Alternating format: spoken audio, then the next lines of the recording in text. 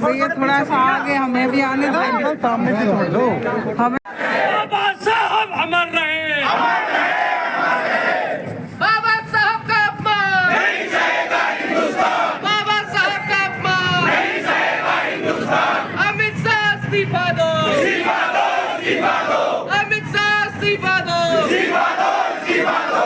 तानाशाही नहीं चलेगी, नहीं चलेगी, नहीं चलेगी। गुंडागर्दी नहीं चलेगी, नहीं चलेगी, नहीं चलेगी। बाबा साहब अमर रहे, अमर रहे, अमर रहे। बाबा साहब अमर रहे। बाबा साहब का अपमान नहीं सहेगा हिंदुस्तान, बाबा साहब का अपमान नहीं।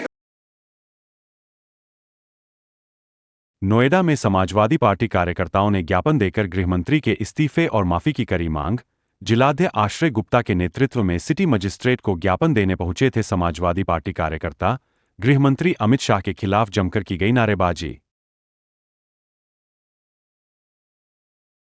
का अपमान नहीं सहेगा हिंदुस्तान, बाबा साहब का अपमान नहीं सहेगा हिंदुस्तान। ऐसा इधर से बाबा साहब अमर रहे,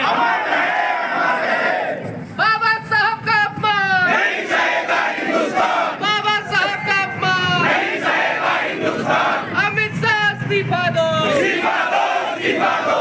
अमित शाह इस्तीफा दो, इस्तीफा दो, इस्तीफा दो। तानाशाही नहीं चलेगी, नहीं चलेगी, नहीं चलेगी। गुंडागर्दी नहीं चलेगी, नहीं चलेगी, नहीं चलेगी। बाबा साहब अमर रहे, अमर रहे, अमर रहे। बाबा साहब अमर रहे। पार्टी नोएडा महानगर द्वारा पूरी इकाई ने महामहिम राष्ट्रपति जी के नाम सिटी मजिस्ट्रेट द्वारा ज्ञापन दिया है, क्योंकि आपने देखा होगा हाल ही में संसद में क्या अपमानजनक शब्द बाबा साहब के लिए गृह मंत्री जी ने इस्तेमाल किए थे। बहुत ही गंभीर विषय है कि अब ये लोग किसी को नहीं मान रहे हैं। अब ये संविधान पे सीधे अटैक करने लगे हैं, बाबा साहब पे सीधे अटैक करने लगे। आज हम लोग की स्वतंत्रता छीनी जा रही है, हम लोग को आंदोलन करने का मौका नहीं दिया जा रहा, हम लोग ज्ञापन देने का मौका नहीं दिया रहा। तो ये सब बाबा साहब ने हम लोग को फ्रीडम दिलवाई थी कि हम लोग कुछ भी कर सकते हैं, हम लोग अपनी बातों के लिए रख सकते हैं, अपने हक के लिए लड़ाई कर सकते हैं।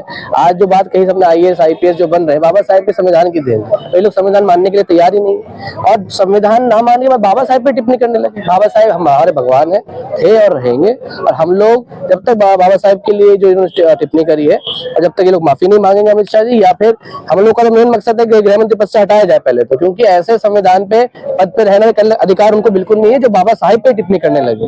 पूरे देश के सारे जितने भी पिछड़े दलित, जो देश के मंत्री अमित शाह जी ने जो बयान दिया है बाबा साहब के लिए, वो बहुत समझ बयान है। उस बयान को देखते हुए उन्हें तत्काल प्रधानमंत्री नरेंद्र मोदी जी हटा देना चाहिए, क्योंकि अगर वो कुछ भी थोड़ा बहुत भी अगर वो बाबा साहब को मानते हैं तो उन्हें ऐसे आदमी को मंत्रालय में रखना चाहिए जो बाबा साहब की इतनी बेइज्जती करते हैं।